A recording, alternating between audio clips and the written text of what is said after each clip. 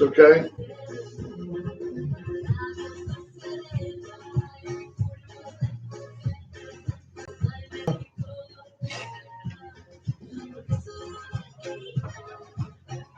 Is it too narrow? You want me to get the thing? Yeah, I got it. But I don't even know. You guys turn it now that we started it. Go ahead and start the radio side. Yeah. Just leave it. Hell with it today. Now get the disclaimer crap out of the way.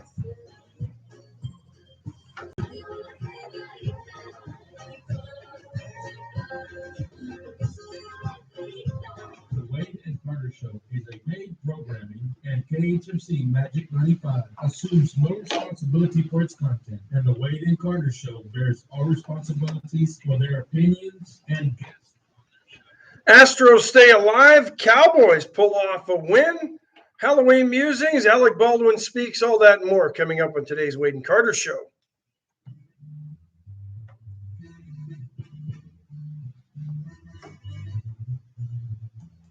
Now, before we do this, let's go over the ground rule. Rule number 1: no touching of the hair or face. It's weather. Now let's do this. Morning. Morning. How are you? Discombobulated. How are you? That's what happens. All right. I'm good. Where's our video? I don't know. Come up. Just wait. Let's do this.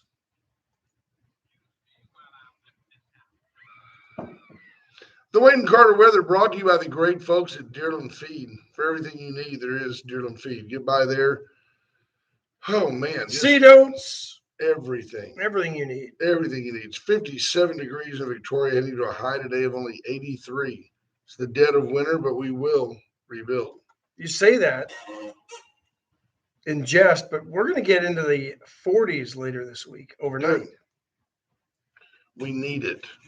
I don't know why. I don't know why either. We haven't had much. Think about the things we've been blessed with this year. It wasn't unbearably hot all summer. It wasn't. No, we didn't get drilled by a hurricane. And we didn't ever go through that period much. We had a little bit during Little League. T-Lat and I had some issues with mosquitoes, but not really. No. We didn't have the mosquitoes we're used to.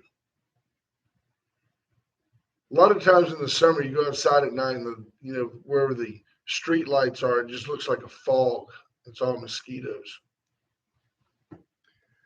Where do we want to start? I don't know. You're wearing your Astros gear. Start Monday. there. Yeah, well, why not? Great win by the Astros last night, 9-5. Start off giving up a grand slam in the first inning. It's 4-0 early.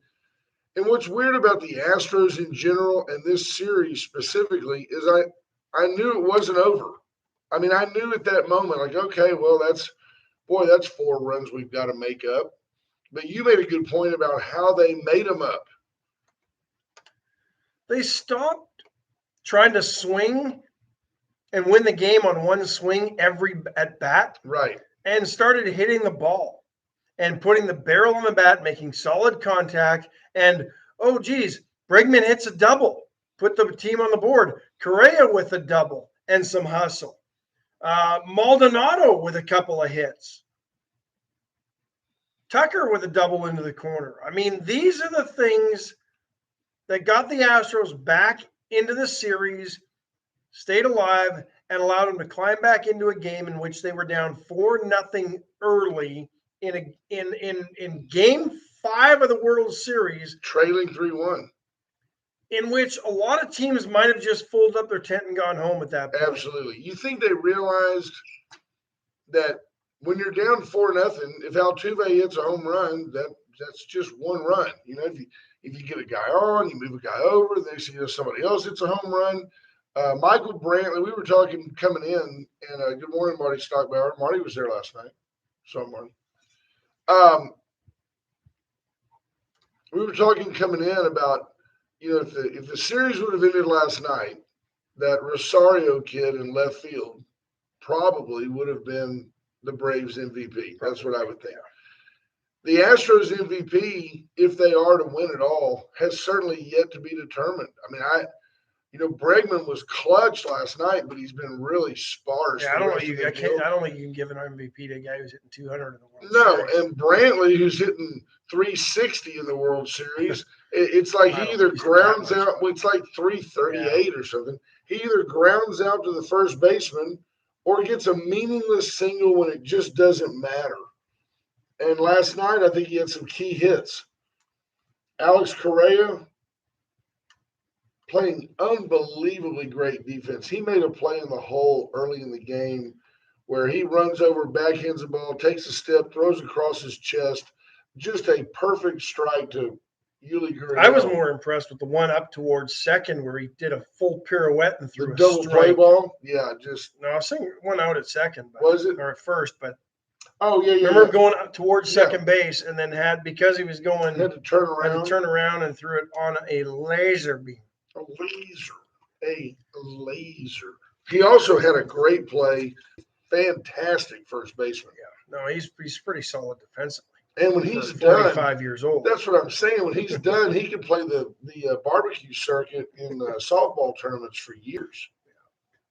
H.R. Mallory, good morning. Wayne Deerlum checking in. Good morning to you, sir. Tracy Price is in. Karen Webb, good morning. Carrie Bump, Chris Conrad, we'll get to that in a minute. HR's family came by last night, and I was told that he just doesn't do Halloween. I did not see HR. Or the family. I got there a little bit late. Patrick Strauss, good morning. Marty Stockbauer, J. Mark Jameson, Amanda Smith King is in. Rena Scherer, good morning. Bobby Leister, Leisterometer holding steady at 1,003. There's Jeremy Pena. Saw Jeremy last night. Hello, sir.